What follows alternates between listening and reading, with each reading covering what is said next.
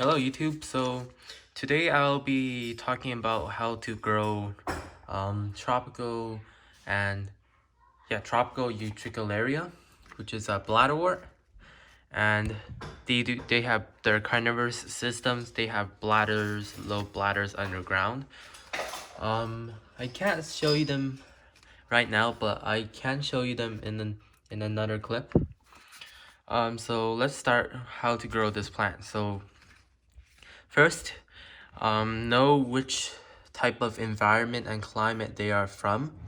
So they grow in usually peat bogs or very wet places, usually along lake margins or pond margins. And tropical species of bladderworts are usually found in, most of them are in, the most of the popular species like this one is found in South Africa.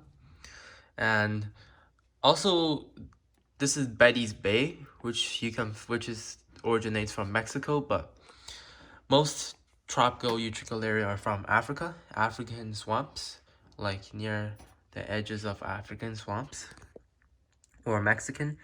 Some also grow in other tropical areas, but those are the main hotspots. And where to grow them? So where can you grow them? Well, they can really grow anywhere.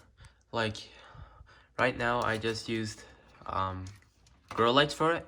You can put it beside a windowsill. If you're in the northern hemisphere, you can put it in a eastern wet windowsill or south. West also works fine, but never use north because you're probably getting 0 hours of sunlight if you put it in a north windowsill. And you can also grow in a greenhouse, terrarium, grow shelf, anywhere along. The only problem, you can grow it anywhere as long as you can provide enough light for it. So sunlight, it requires full sun to partial sun. So let's say around 4 hours of direct sunlight is good, very healthy for it. So try to provide lots of sun, but it also can survive without a lot of sunlight as long as you provide water, but it won't flower. So if you're fine with it not flowering, you can give it a little less sun. And for artificial lighting, you can use any sort of LED fluorescent, anything but incandescent, because it emits too much heat and that's not too good for the plant. And for watering, I use the tray system.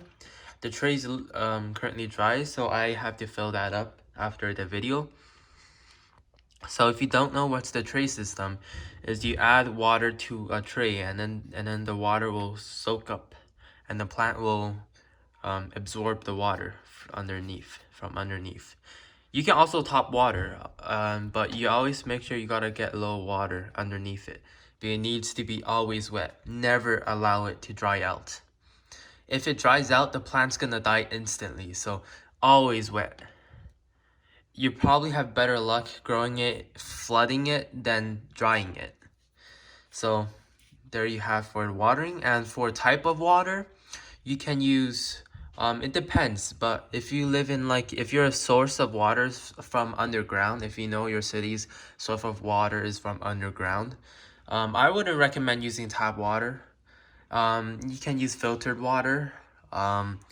Distilled works very well. Rainwater, of course. But if your if your source of water from your town is from a river, you probably can use the tap water, but you gotta do some research where your river comes from. Our river is the Bow River, so it comes from the Rocky Mountains glaciers, so the water is quite pure. And so tap water works okay for me. Also, as mentioned, use mineral-free water whenever possible.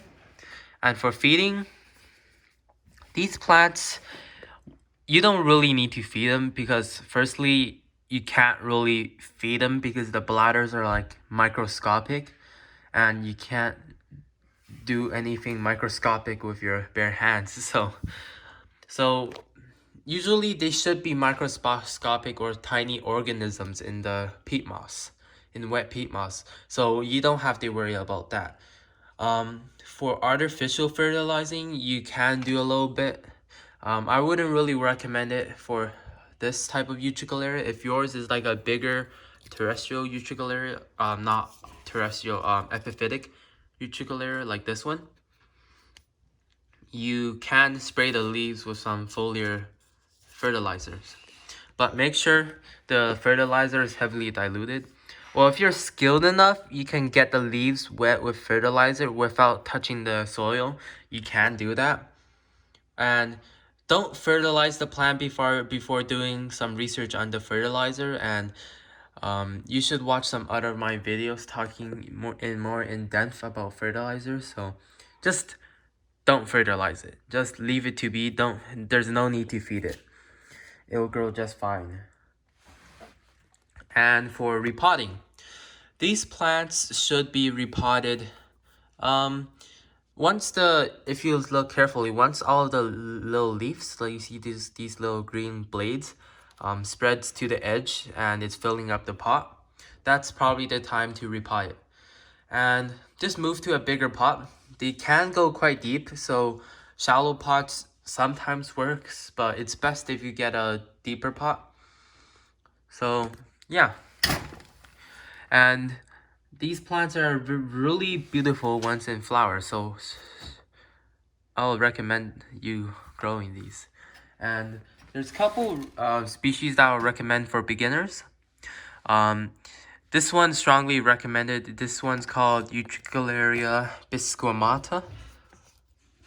If you can see the tag, bisquuamata, biscoamata. Another species that I would recommend is Sandersonii, which is that one back there. It's not in flower, so not much to look at. If you want a nice epiphytic one, this bladderwort has the biggest bladder. This one is Humboldtii. So all pretty good beginner species. Overall, there's no bladderworts that is really hard to take care of unless it's from Australia, which it's a whole different story. If you're buying a bladderwort, make sure to do some research where it's from. If it's from Australia, it's going to be way harder to take care of because I'll talk about those probably in a future vid, but I probably won't because I don't have any, and it's quite annoying to grow because they require seasons. You gotta control the dryness and wetness. It's just annoying. So you can, if they're from South Africa, from Mexico, South America, they're all great anywhere but Australia. I'm not saying don't grow Australian seasonal bladderworts, but they're just sometimes annoying to deal with. Of course, if you have the skills and requirements to do it, go ahead. Well, for beginners, this is for beginners. Try not to get any bladderworts that's native to Australia. Also, if they're temperate butterworts, if they're in the colder climates and require winter dormancy, that's a different story. So that's time for that. I'll talk about those in another video. So that's it for this video. Hope you liked it. So if you are a new bladderwort grower, this is everything you need. So like and enjoy, and we'll see you on the next video.